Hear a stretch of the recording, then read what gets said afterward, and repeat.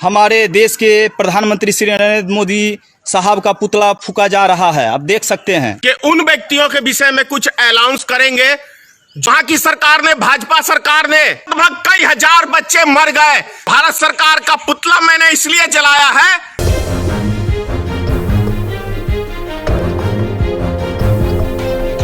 हमारे देश के प्रधानमंत्री श्री नरेंद्र मोदी साहब का पुतला फूका जा रहा है। आप देख सकते हैं। इसके साथ साथ न्यूज़ चैनल का भी पुतला दहन किए हैं। आप देख सकते हैं अपने आवास पे भारतीय मित्र पार्टी के राष्ट्रीय अध्यक्ष श्री धनेश्वर महतो जी। सर, आज प्रधानमंत्री न्यूज़ चैनल पे आए हुए थे, आपको क्या उनसे शिकायत लगा और उनके जो है नाराज़गी आपको क्यों लगा, उसके बारे में सर बताएं। मुझे लगा कि आज प्रधानमंत्री जो आए हैं टीवी चैनल पे, बड़ी बेसब्री से मैं उनका इंतजार कर रहा था कि उन व्यक्तियों के विषय में कुछ अनाउंस करेंगे जो डेली बेसिस पे कमाते हैं, डेली खाते हैं, जो बिहार के, यूपी के, झारखंड के, तमाम राज्य के जो शहरों में जाते हैं मेहनत मजदूरी करके, वो अपना बाल बच्चों का पेट भरते हैं, अपना परिवार चलाते हैं, और उन व्यक्तियों के ऊपर माननीय प्रधानमंत्री जी कुछ बोलेंगे। लेकिन ऐसा कुछ भी नहीं मिला।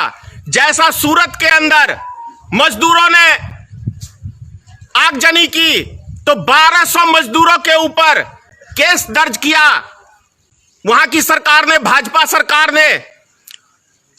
दूसरी ओर दिल्ली के अंदर आपने देखा होगा अभी कि खाने के बदले में वहां मौत बांटी जाती है, वहां जान से मार के आदमियों को फेंक दिया जाता है नाले के अंदर।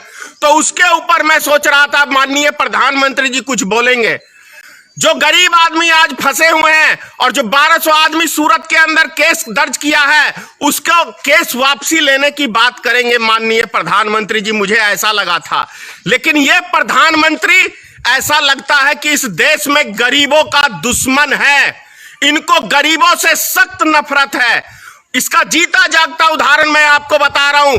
पिछले साल बिहार के अंदर चमकी बुखार से लगभग कई हजार बच्चे मर गए, लेकिन एक उफ तक नहीं निकला इस प्रधानमंत्री से और भारतीय जनता पार्टी के लोग से और आरएसएस के लोगों से। तो इनका पुतला फूकने का मुख्य उद्देश्य जो है वो यही है, क्योंकि जिस तरीके का रवैया है इनका देखने को मिल रहा है, वो ऐसा लगता है कि ये इस देश के गरीब आदमियों को समाप्त करने का एक बहुत बड़ा षड्यंत्र रचा जा रहा है, क्योंकि लोग अपने अपने घरों में कैद है। यदि माननीय प्रधानमंत्री जी आज ये कहते कि हर व्यक्ति घर के अंदर आप रहिए, आपको खाना पहुंचाने की जिम्मेदारी हमारी सरकार की है, हमारे वर्करों की है, तो बहुत अच्छा होता। लेकिन माननीय प्रधानमंत्री ने एक लफ्ज न बिहार के मजदूरों के लिए बोला, न उत्तर प्रदेश के मजदूरों के लिए बोला, न झारखंड के मजदूरों के लिए बोला, और ना ही देश के तमाम शहर में जो लोग मजदूरी करने गए हुए हैं उनके विषय में बोला। क्योंकि यदि इस देश में किसी को परेशानी है आज के टाइम में, तो गरीब आदमियों को परेशानी है। डेली बेसिस पे जो मजदूरी करके खाते हैं वो व्यक्ति आज कई आत्महत्या कर लिए हैं, कई पैदल चल चल के मर गए हैं। तो ऐसे में भारत सरकार संवेदनशील नहीं है इस मैटर को लेके। वो तो आज कोरोना वायरस लॉकडाउन करने का मुख्य उद्देश्य माननीय प्रधानमंत्री का जानते हैं क्या है? माननीय प्रधानमंत्री का लॉकडाउन करने का उद्देश्य जो है वो इस देश के अमीरों को बचाने का है कि कहीं उनको कोरोना वायरस ना फैल जाए। तो ये उनको बचाने के लिए एक बहुत बड़ा प्लानिंग है। दूसरी तरफ भारत सरकार का पुतला मैंने इसलिए जलाया है कि अभी आपने देखा होगा मैंने न्यूज़ चैनलों का नाम लेके उनका पुतला जलाया है। एक लफ्ज प्रधानमंत्री ने यह नहीं कहा टीवी चैनल के ऊपर कि इस गंभीर घड़ी में पूरा देश हमारा संकट से गुजर रहा है, न्यूज़ चैनल कम से कम हिंदू मुसलमान ना करे। क्योंकि भारत के अंदर अभी जो ये गोदी मीडिया है, ये इस बीमारी को भी हिंदू मुसलमान का नाम दिया है, इसलिए मैंने इन न्यूज़ चैनलों का पुतला दहन किया है। सर, इससे पहले भी आप 5 अप्रैल को पुतला दहन किए थे सर, शायद आप सरकार से जो मांग किए थे आपको आशा था शायद कि आज, मुझे बहुत आशा था आज। तो इसीलिए सर ये आपका जो है मांग पूरा नहीं किए हमारे देश के प्रधानमंत्री। मेरा मांग कहा, ये आम जनता की मैंने मांग उठाया है, आम जनता की आवाज है। प्रधानमंत्री अपने मोबाइल नंबर, जो वेबसाइट नंबर दिया वो सब तो बंद किए हुए हैं। मुख्यमंत्री वेबसाइट नंबर अपना बंद किया हुआ, मोबाइल नंबर बंद किया हुआ। कॉल हम लोग के पास आ रहा है मदद के लिए।